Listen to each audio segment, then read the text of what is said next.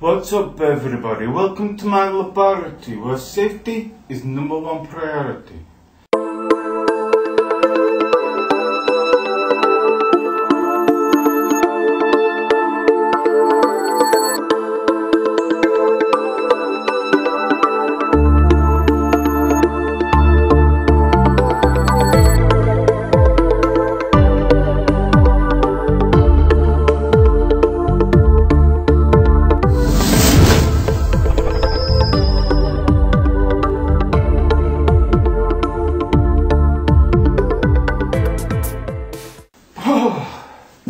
A little bit cold today. Anyway, I'm going to talk about some of the slingshots I've been working on and give you an update on it. I am going to be serious about this, okay? So I'll come back to you. I'm going to zoom in to the slingshots and talk about those. Now, first of all, I'd like to talk about the wooden slingshots I've been working with. Now, some of you will have seen where I go out to the woods and select natural forks. Now, I had someone on one of my videos say, you're cutting those forks too short, or you're cutting the handle too short. Now, that's the problem with scale on a video. You can't understand scale. Here are two forks here that I've not shown to anyone before. Okay, and they are similar size, or they are similar size to what this was before I worked on it. This is older. These are sycamore. So how anybody can tell me that I cut this too short when I come with that, I have no idea. No idea. I'll put those to one side for a moment. Okay, so this is older, and it was carved from it. Now, you see videos where people go into the wild, they collect natural forks, but they collect quite thin ones so that there's not much work to do. That's fine, that's great, that's absolutely brilliant, but because they're so thin, there's no dimension to them. I wanted more dimension. So if you look here, this has actually got a slight palm swell to it and sweeps in there, so it fits the hand better. The notches here are to fit the Thornber gold. This is Thornber gold, which will be cut in pieces of, it'll be 25mm at that end to 20mm at this end, 300mm in length. Now that's the taper. The 25mm at this end is going to be the here, and the 20mm at this end where the leather strap goes. So this one is older, and I've worked with a few different other woods which we'll discuss in a second. Now, alder is a very quick growing tree. It grows often near water, like willow. And I do have a willow one. I'll just get it 1 second. I've been working on it, and it's I'm not going to work on willow again, really, I don't think.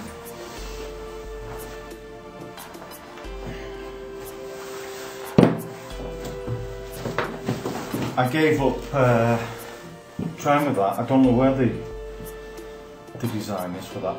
It just never dried out at all. This was going to be a unique design. It was good.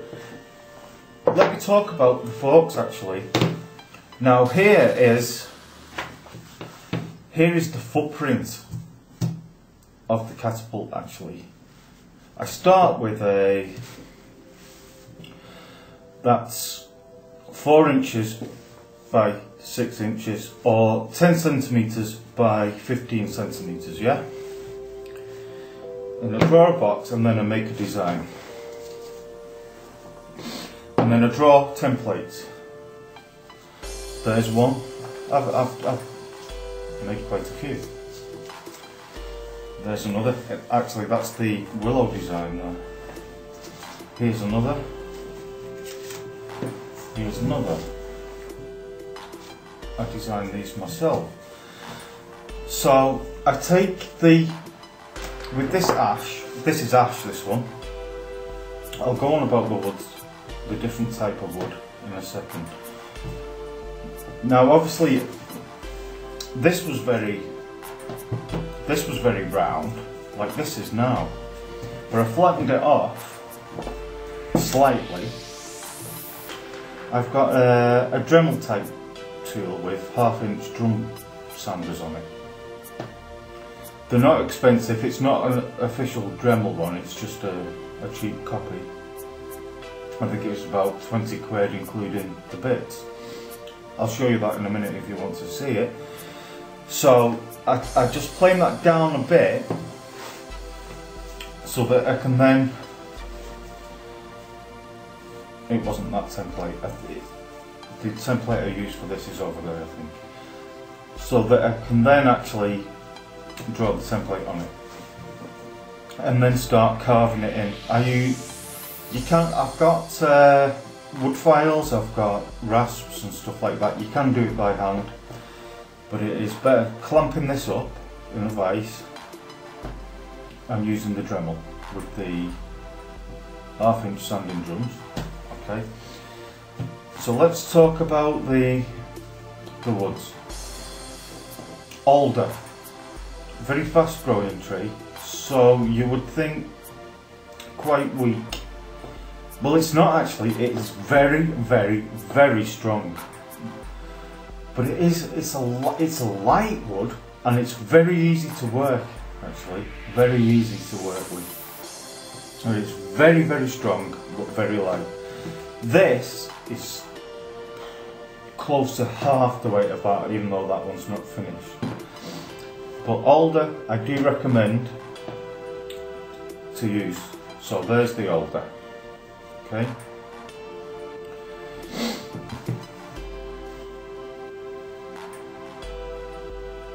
Right. I'll show some closer pics. Let's go to hawthorn. Hawthorn.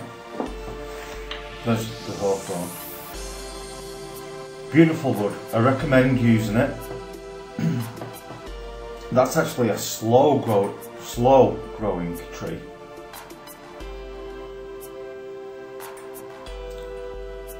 The different grain, obviously it's going to be even tighter than the alder, and it's much more dense. It's absolutely solid. Difficult to work with, it is that solid. Beautiful wood. I've got one here that's, I've not finished either of these. I've got like a mini one here. So let's talk about the fork heights, because the old school catapults that you remember as a kid, they used to have really long forks, yeah, really long forks, shortish handle. Yet these, I've got really short forks. Well, why is that? It's because there's two reasons. When the band is attached, they shoot over the top. They shoot over the top. Whereas your old school stuff used to have holes put here and here and would shoot through. So you needed that space. Now, what's the advantage of having a short fork like that? Well, it's leverage. If you've got forks that are going up to here, when you're pulling back on the catapult, So you're pulling back on your wrist, and because it shoots over the top, you could actually have the fork a lot less than that. You could have hit near here. So there's no problem with it hitting the top here or anything like that, because it shoots over the top. If it was a tube system that was through, yeah, you would want longer forks, but this is having forks up here, and I still see people making them with really long, I mean ridiculous long forks, I mean up here. So you're pulling, it's leverage, you're pulling on your wrist when you're trying to take your shot. So the best modern slingshots have short forks like this. So that's older, it's very nice, very light, very strong though, very, very strong. Hawthorn, a lot heavier, even stronger, and absolutely solid. And this one, little mini one. And I've got big hands, but I could still use that. I quite like that one. So there's the ash. That's got a nice colour to it, but obviously that's still in raw form. I've got to sand that. I've got to shape it properly. But that's quite nice. The ash. As I say, the willow.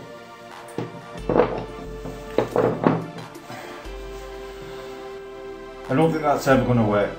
That wood is still not dried out at all, and that's over a year old. It's quite pithy. I mean, it's a lot more dense than the likes of elder. Don't ever consider using elder as a wood. No, absolutely not. Pointless. But no, willow's not for me. But these are sycamore. Now, probably a lot of you will know that sycamore is actually an acer, a maple. I've not actually worked with it yet properly. I do believe maple could be okay. Now, this isn't a native species. It's an acer, it's a maple, but it's not native. It was introduced from Europe. But we do have our own native maple, which is the field maple, which is, I think its Latin name is Acer campestre. And in the north of England, it's not actually very common. You do see it, but it's more often than not planted on when they re-landscape places and put new plantations in. You will see them put things like field maple in, and then there's a few places around here where there's been field maple planted, say 15 or 20 years ago, which have got to the stage where they are starting to set seed into the ground, and there are new saplings growing from those. But it's not as common as you might think. But the sycamore, yeah, this is sycamore as well, smaller one. It's split, but that's okay because I'm only using that much. That's the only bit I need. You see what I mean? So this will be planed out.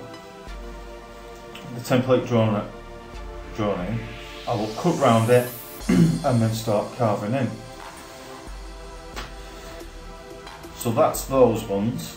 They're coming on nicely. So the older, I've already promised to somebody. So I'm gonna put the Thornber gold on that. It's really good. Thornber gold is the best you can get, really. So that's going out to, I think the guy's name's Gary. Anyway, Other woods I would like to try are wild cherry. Now I love oak. Who doesn't love oak? Oak is a no-go. The grain is just not right for it. It's even though that's a very slow growing tree, it's just, there's no strength to it. It doesn't work. So wild cherry, I think I will try with, and hazel. If I can get my hands on decent sized pieces of that, it's got to be fairly thick for me to want to, because I want that dimension so that I can get that sort of palm swell and that curved, so that it's sort of ergonomical in the hand. That when I band this up, this is so, feels so good in the hand, and nice short forks like that, and light but really strong. This will shoot really well. I could single band that, as in band each side, or I could double band it, meaning 2 bands per side. 2 bands if you're going hunting. I'm not going to tell you whether you should or shouldn't do that, and I'm not going to tell you whether I do or do not do that. So that's the wood ones. I'd like to talk to you now about a material called HDPE, which stands for high density polyethylene. And that's a plastic that you'll get in milk cartons, quite a lot of shampoo bottles, bleach bottles, things like that. What you will, HDPE is marked on the bottom. It'll either say HDPE or PE, but it'll have a triangle with number 2. If it says 1, I think that's PP, which is polypropylene, I think. That's no good. Don't mix the two. This is HDPE. That's the triangle with the number 2. There's such a thing as thermosets and thermoplastics. Thermosets are heated once and they cannot be reused. They set once. HDPE is a thermoplastic. Now, how did I get these colours like this? So you get different, a lot of drinks lids, for example, are HDPE. So there were blue ones, black ones, white ones. You cut them all up into little pieces. You heat them in an oven. 175 degrees they melt at. You start adding the different colours, layering them. It's very hot, you have to wear gloves. And then as they melt down, you can take out that slab of plastic and you can fold it over itself and over again, and it creates this marble effect. I don't know if you can see that on the side. This is actually for a guy called Ian Binns, Facebook friend of mine. I've just got to finish this off, just got to smooth it out. I'm going to sand it down, make it really shine, just finish the edging. I've got to put some grooves in it there to take the TheraBand. But I might use, as to have an equivalent to it that's blue. Whereas this is gold, as to have an equivalent to it that's blue, and I think that would suit this better. So it's got to have some grooves put here to accept this over the top shooter, and then I've just got to smooth all this out and then polish it really nicely, and then it's on its way to Ian Binns. Now, you don't just have to do multicoloured ones like that. This is HDPE as well. And I just used brown and black here, and it's a sort of camouflage effect, if you can see that there. And this one's got an extreme palm swell to it. Can you see that? So much so I'll probably bring that down. Oh, can you see that? That's really extreme. But that's HDPE. Now, I said these are strong. They are nowhere near as strong as these. These are absolutely solid. Completely solid. These will last a lifetime. Absolute lifetime. They are absolutely unbreakable. I think you could run over these with a car and you wouldn't even touch them. And it's a recyclable material, which is a really good thing. Okay? A really good thing. These are products that are just thrown away to landfill, and yet we're making something out of them. I'm going to stop this tape a second, this video. Because on the subject of recycling, I've got something else to show you. 1 second. Today we have a live hack for you. This game of chess, how you say you like chess. It takes us so long, right? You've been playing chess all along. We can make this game half, like how you say half the time. We can play this. You grab one of these things over here, and you cut this chessboard in half. Your game of chess is much quicker. You bring a friend around to your house much quicker, and you can bring another 2 friends around to your house, and 4 of you can play at once. This, check it, this thing over here, check.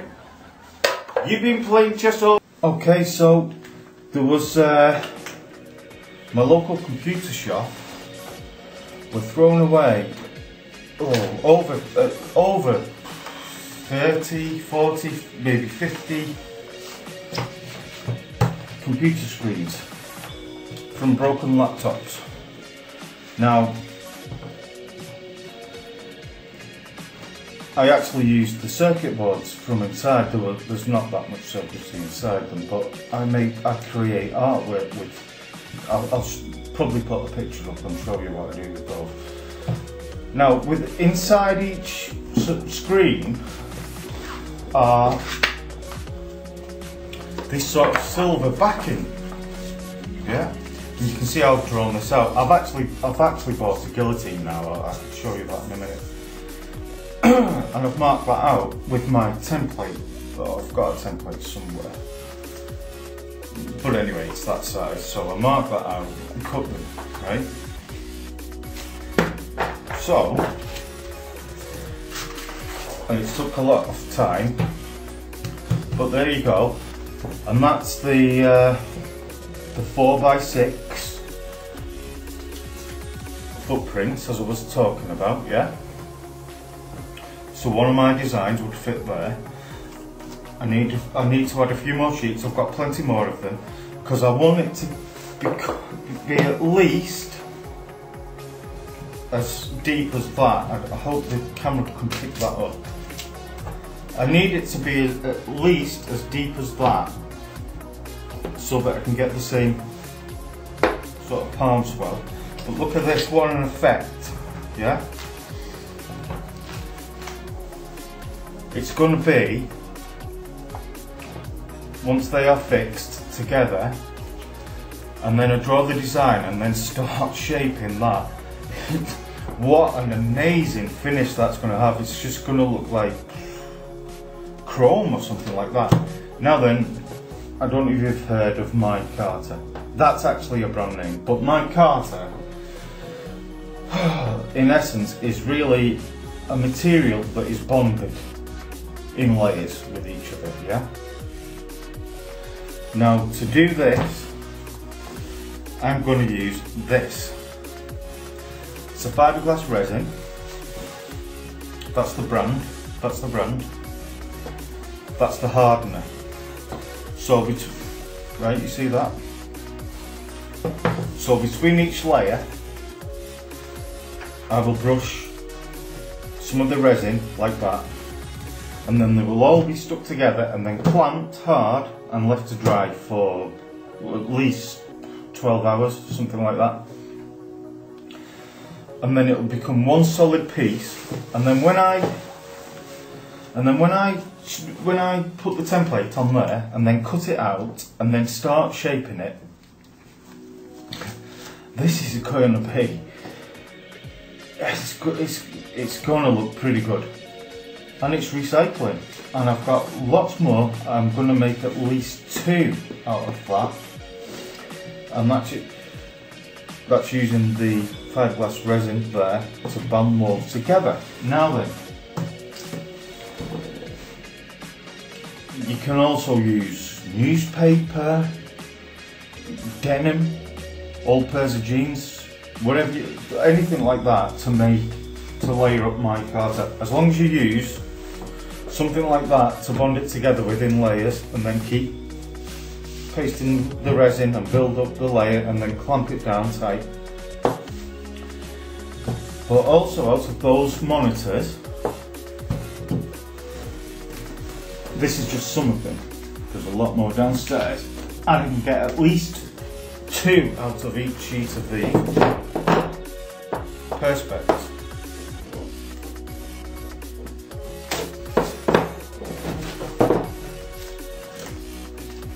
Sheets of perspex, lots of them. I can get at least 2 out of each one of these, if not 4 actually, on some of them. Yeah. So,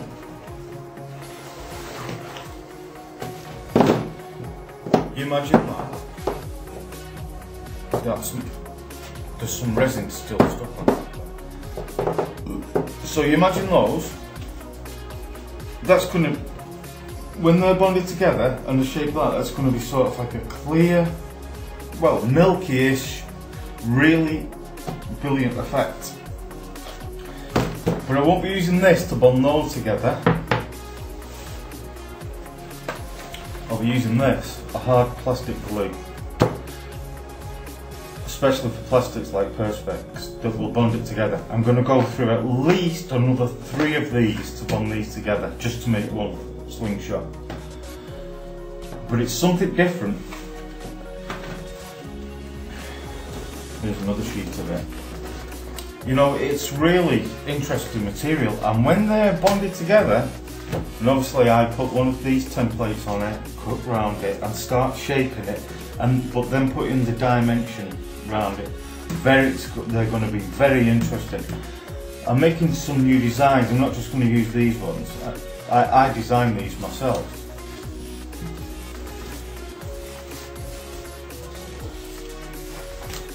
But it's not going to be any of these. I have got something more, a lot more exciting in the pipeline. You will see.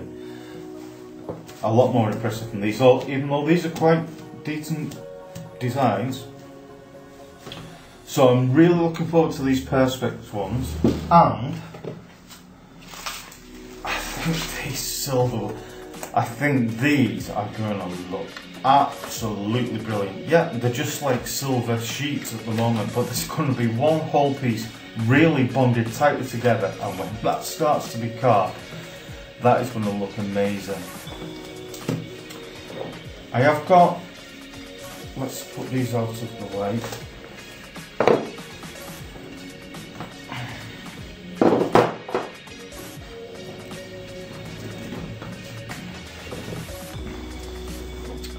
I have got more HDPE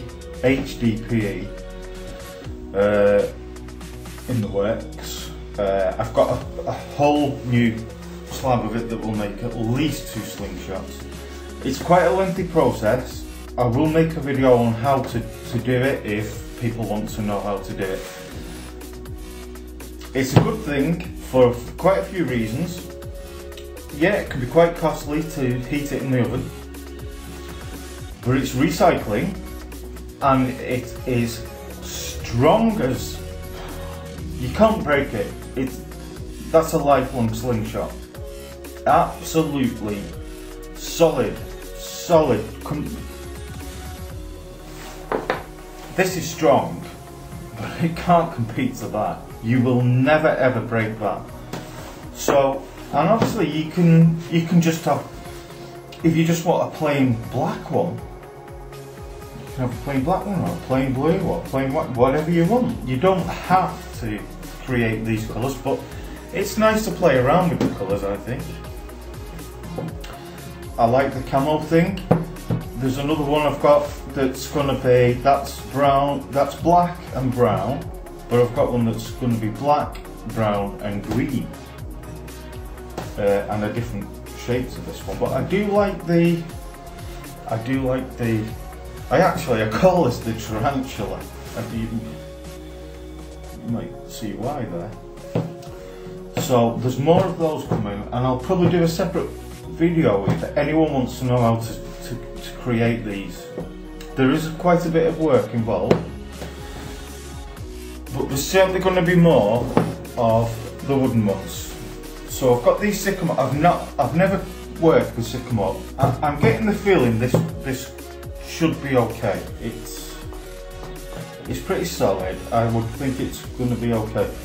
I would think it's going to be, this is ash, as I've said before. I would think it's going to be a similar consistency to that. It's not going to be as hard as hawthorn, but I would think it's going to be okay. Beech is another one I'd probably like to try, but oak, forget oak. I wouldn't go there. Don't forget about oak. And elder, forget about elder. It's no go. And willow. Don't bother with willow at all. Too soft. Like I say, I've had that over a year now and it's still wet. I can still feel it's damp. It's just not working at all. It's not happening. Which I pretty much knew when I got it, but and I must say, I take these, yeah, from places where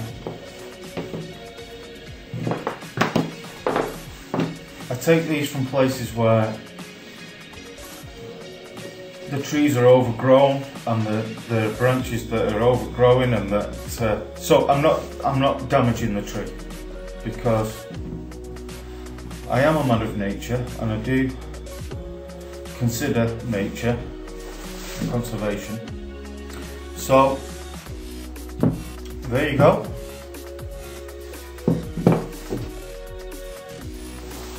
There's where I'm up to at the moment. So this one's going out to Ian within the next week or 2 weeks when I finally finish it. So there's the update, and I'm really looking forward to bonding these together. I think this is going to be really special. Wait till you see this one. So there you go. That's the update on what I've been up to with these. Crazy horses, wow, wow, crazy horses. Justin, are you ready? Yeah, I'm waiting for you. I want you to stick that photo of David Cameron on that door there. No, a bit higher. A bit higher. Yeah, that's somewhere close. Can you draw a circle around his arse? That's what I'm aiming for. Yeah, that'll do. Get in! Can you draw a circle around his head, please? Quickly.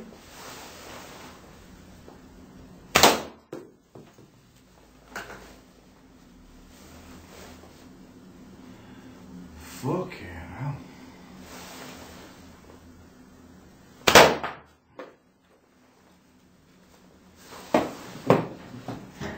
Take the picture away. Take the picture away.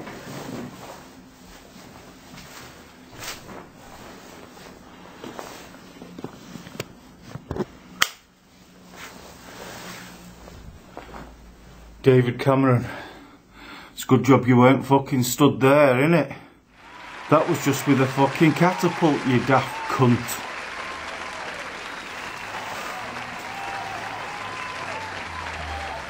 Sorry, Dor.